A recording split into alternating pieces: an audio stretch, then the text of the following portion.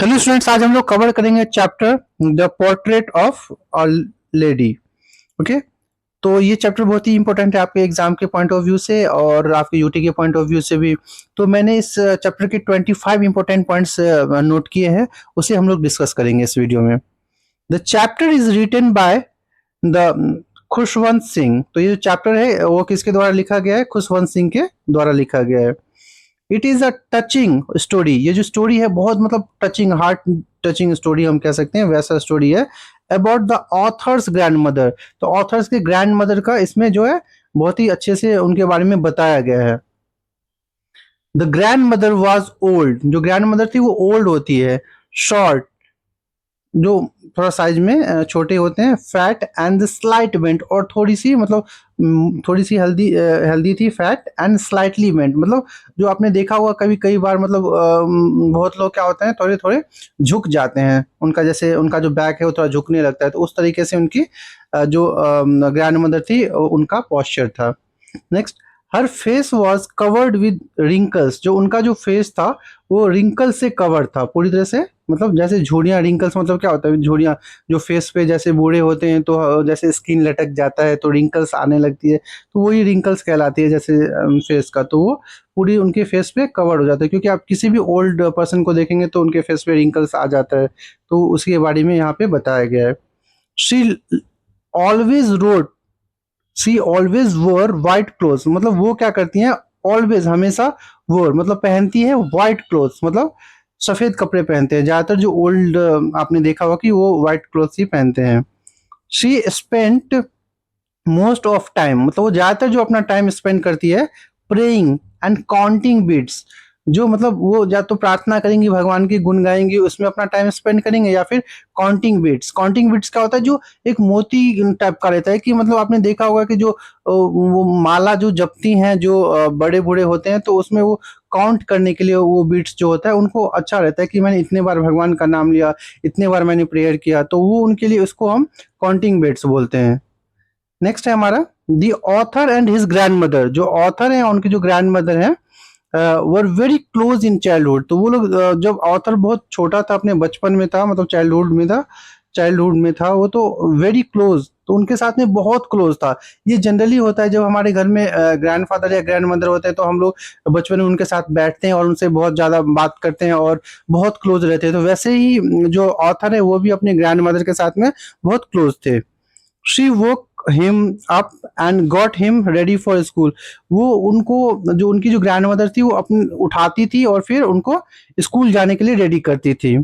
She accompanied him to village school every day. और इस तरह से वो स्कूल जो है भेजती थी और लेने के लिए आती थी, और फिर हर दिन वो काम करती थी, और ऑथर से उनका बहुत ज़्यादा अटैचमेंट था। The school was attached to a temple. वो जो स्कूल था वो कहाँ पे था? वो एक वहां पे पास में ही टेम्पल था, उससे अटैच था। The grand mother like to religious education. जो ग्रैंड मदर थी उनको रिलीजियस एजुकेशन, जो धार्मिक जो शिक्षा होता है बहुत पसंद था, तो इसलिए इन द विलेज स्कूल। और विलेज स्कूल में जो वहाँ पे the grand mother liked religious education in the village school. जो रिलीजियस एजुकेशन दिया जाता था वो उनको बहुत पसंद आता था और उसको बहुत पसंद किया करती थी। लेटर, बाद में, they move to the city. बाद में वो क्या होते हैं? गांव से कहाँ आ जाते हैं? शहर में आ जाते हैं। और फिर शहर में आने के बाद तो अपना शहर का एक अलग ही हो जाता है नज़ारा सारा कुछ। In the city the author attend on an English school. अब जब गांव में रहते थे ऑथर, तो वहाँ पे वो जाते थे और उनकी ग्रैंड माँ जाती थी उनको रोज छोड़ने के लिए। लेकिन जब वो शहर में आते तो उन्होंने क्या किया? एक इंग्लिश स्कूल अटेंड किया यहाँ पे। और the grand mother called no longer could no longer help. अब इस तरह से जो ग्रैंड मदर थी उनको ज़्यादा हेल्प नहीं कर पा रही थी विद हिज स्टडीज़। और उनकी जो स्टडीज़ थी उसमें वो ज़्यादा हेल्प नहीं कर पा रही थी। पहले जैसे जो विलेज वाला जो स्कूल था उसमें जो उनकी स्टडी थी उसमें भी वो हेल्प किया करते थे, बट यहाँ पे सारा कुछ इंग्लिश में था, इंग्लिश मीडियम हो गया था, तो उतना वो हेल्प नहीं कर पा रही थी। She dislike subjects like science and music. वो जो है कुछ सब्जेक्ट्स को बिल्कुल ही मतलब डिसलाइक करती थी, जैसे कि हो गया साइंस और म्यूजिक है, उनको वो डिसलाइक किया करती थी। Their friendship gradually become less close. अब धीरे धीरे क्या हुआ कि जो उनका अटैचमेंट था धीरे धीरे, जैसे कि ज़्यादातर ग्रैंड माँ उनको समझाती थी या किसी भी चीज़ को एक्सप्लेन करती थी या साथ में रहती थी, बट अब क्या हुआ, धीरे धीरे ग्रेजुअली बिकम लेस क्लोज, अब धीरे धीरे लेस क्लोज बनता गया। The grand mother spent her time feeding sparrows, अब क्या करने लगी, जो ग्रैंड मदर जो अपना टाइम था उसको स्पैरोज को फीड करने में अपना दिया करती थी। जैसे स्पैरोज आपने देखा होगा कि अभी भी पार्क में या कई जगह पे ऐसे जो चौराहे होते हैं वहाँ पे भी क्या होता है, बहुत सारे स्पैरोज रहते हैं और उसको फीड किया जाता है। तो इस तरह से वो अब ग्रैंड माँ वहाँ पे करना स्टार्ट कर दी थी।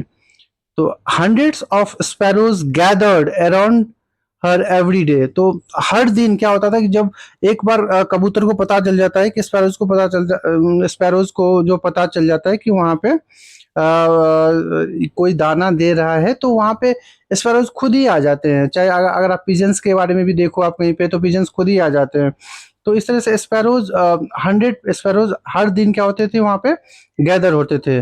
तो when the author went to abroad, जब उसके बाद जो ऑथर था अपनी एजुकेशन और कंप्लीट करने के लिए अब्रॉड जाते हैं फॉर हायर स्टडीज, मतलब अपनी हायर स्टडीज के लिए, तो सी डिड नॉट शो इमोशंस, तो वो अपना इमोशन किसी से बता नहीं पाती थी, कि मतलब अब जैसे वो धीरे धीरे ओल्ड होती जा रही थी और उनका जो इमोशन था वो किसी से शेयर नहीं कर पा रही थी और दिखा नहीं पा रही थी।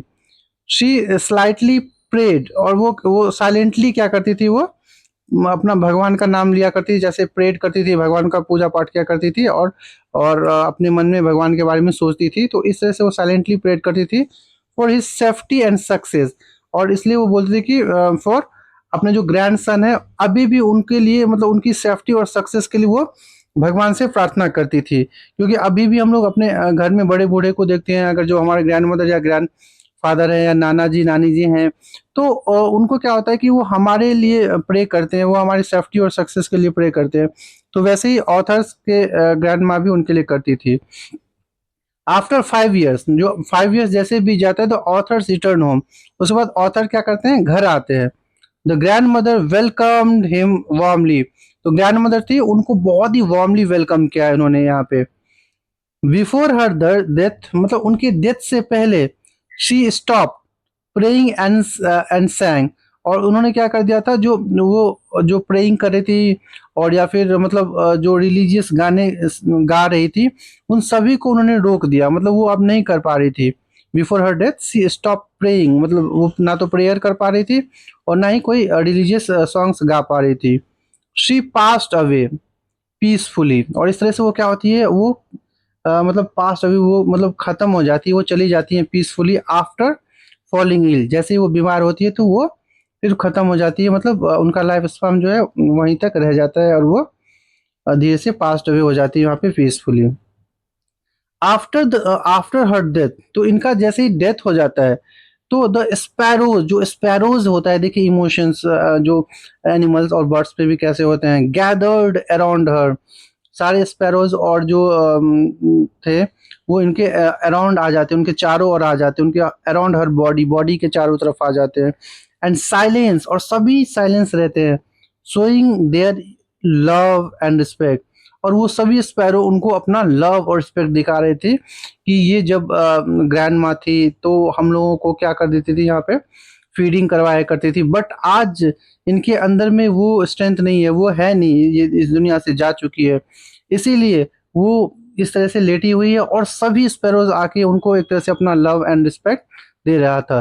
तो ये चैप्टर बहुत ही इंपॉर्टेंट है आपके एग्जाम के पॉइंट ऑफ व्यू से भी एंड अपकमिंग यूटी के लिए भी, क्योंकि आफ्टर क्लास 10th के एग्ज़ाम के बाद आप लोग जब नए नए सब्जेक्ट्स को पढ़ रहे हो या फिर नए नए मतलब क्लास 11th में नई नई स्टोरीज पढ़ रहे हो तो आप थोड़े अपग्रेड हो रहे होंगे। लेकिन एक चीज़ अच्छी बात ये है यहाँ पे कि जो आपने क्लास 10th में पढ़ा था तो उसमें बहुत सारे पोम्स एंड वो चैप्टर्स थे, तो इसमें आपको जो है थोड़ा लिटरेचर का पोर्शन कम लग रहा होगा, तो ये थोड़ा बर्डन थोड़ा उतना नहीं फील हो पा रहा होगा, थोड़ा अच्छा है। तो ये एक अच्छी बात है आप लोगों के लिए, और आप उन सभी पॉइंट्स को अच्छे से रिवाइज करिए और मिलते हैं नेक्स्ट अपकमिंग वीडियो में किसी वेरी इंपॉर्टेंट टॉपिक के साथ या फिर किसी क्वेश्चंस के साथ। तो आप अपना रिवीजन कीप अप रखिए।